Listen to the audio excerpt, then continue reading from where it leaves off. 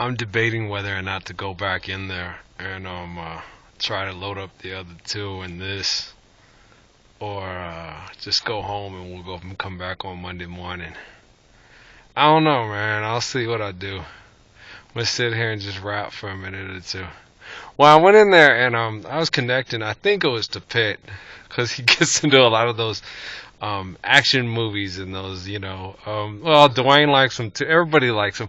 We all grew up on De Niro movies, and one of everybody's favorites is a man named Clint Eastwood. Clint Eastwood was Dirty Harry and the nameless Blondie. Hey, Blondie. Eli Wallach. Hey, Blondie. Yeah, oh, that's good, Dwayne. I completely forgot about that. Blondie. Come back, Blondie. Yeah, Lee Van Cleef. I'm more magnificent than Lee Van Cleef. And yeah, I went and I looked, and I went looking for some movies to watch tonight. Because I'm going to watch a story about Pat Tillman. And then I'm going to watch maybe Scrooge with old Henry Winkler. And then I wanted to go get some different stuff, and then I looked over and saw the Westerns, and I turned the thing over there and saw it, and there was a fistful of dollars. And Ryan goes, yeah, and a few dollars more, and The Good, the Bad, the Ugly, and of course Hang 'em High was one of them back in that day too, but they were different. But the spaghetti Westerns were a fistful of dollars, a few dollars more, and The Good, the Bad, and the Ugly. And I was like, okay, all right, I'll grab one and watch it. It's been like 30 some odd years since I watched these movies. I'm an old man. Shut up. Shut up. I'm an old man. I'll mess you up. Look, you old Brenner clone. No, just kidding with you, dog. Man, Jerry, my brother-in-law and The Rock remind me a lot of each other. It's really cool. Jerry's favorite wrestler growing up was Jimmy Superfly Snuka. Jimmy Superfly Snuka. Jimmy Superfly.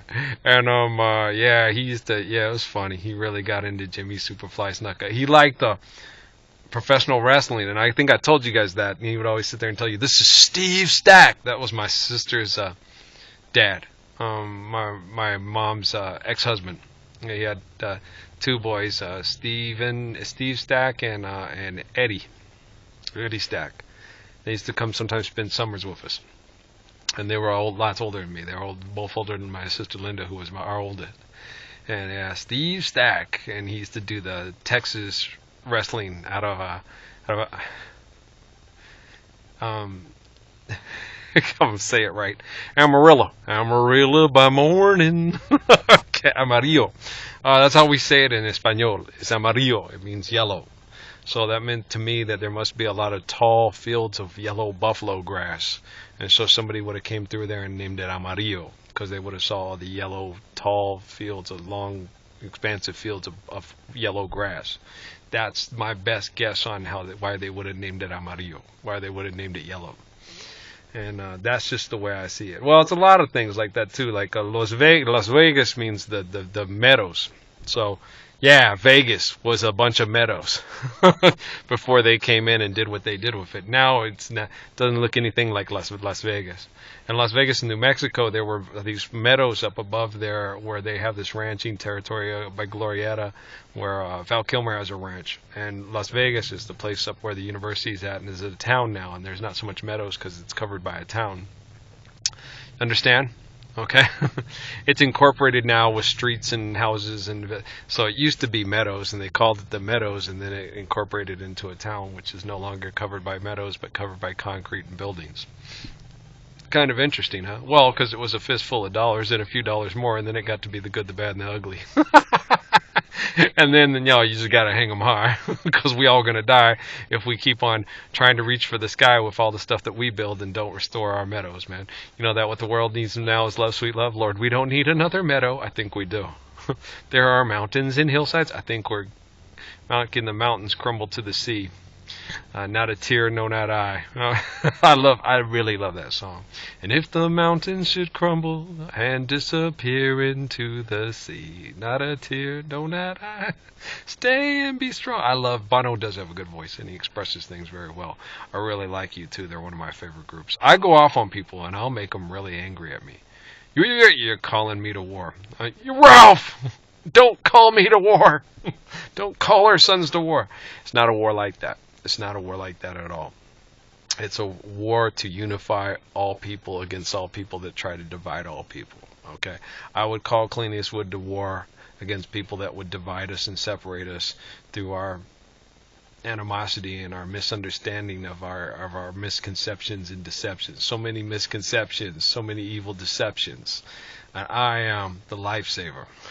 So it's like that, man. I can flow stuff. I can cut through the good and the bad and the ugly. I can get out of a fistful of dollars and for a few dollars more, and I can take all the liars, the buyers, and the sellers and hang them high. Yeah, and I'll turn them any which way but loose and any which way I can. Those are all Clint Eastwood movies, man. We all watched them growing up. Every Which Way But Loose was fun, and Any Which Way You Can was fun. He's a bare knuckle, illegal bare knuckle fighting champion who they do bets on him, underground betting and stuff, and that's what he does. And he has a pet orangutan named Clyde, and Clyde sits in the passenger seat, and every time he does a right turn, because it's an old truck without turn signals, he does left turns and Clyde does right turns. And so when somebody annoys him and they're near the passenger side of the ride, he just says, "Right turn, Clyde," and Clyde punches him out. It's cool. You haven't seen it? Right turn, Clyde. Thank you.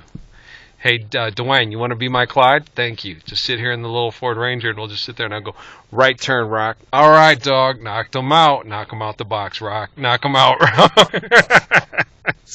We getting Slick Rick with this? Right on. You in the Slick Rick, too? Oh, everybody loves the Slick Rick. Oh, props to the Slick Rick. Slick Rick is cool. I think he's from Britain, from what I've heard, and he has a real kind of a interesting little slang, accent with the slang with his verbiage, and he just flows it. And people love Slick Rick. I love Slick Rick a lot. Slick Rick is one of my favorite hip hop artists, and of course, Children's Story is probably my all-time favorite of his, and the one that most people know him by. And then I've heard a few more, but not a lot more, because I just didn't have a lot of hip-hop records in my store, especially Gang Starr and Guru, and it was sad for me, because I went going to looking for them to help enlighten and uplift humanity, but it couldn't be that day. It had to be for another day, because all those that do things that are deceitful with deceit and misconceptions were keeping me distracted and divided and keeping us all apart. But we want to get back together again. Well, why not? Sounds like fun, doesn't it? We can get together and do a Clint Eastwood movie marathon. Gotta ask yourself, punk, do I feel lucky? Do ya? Do ya?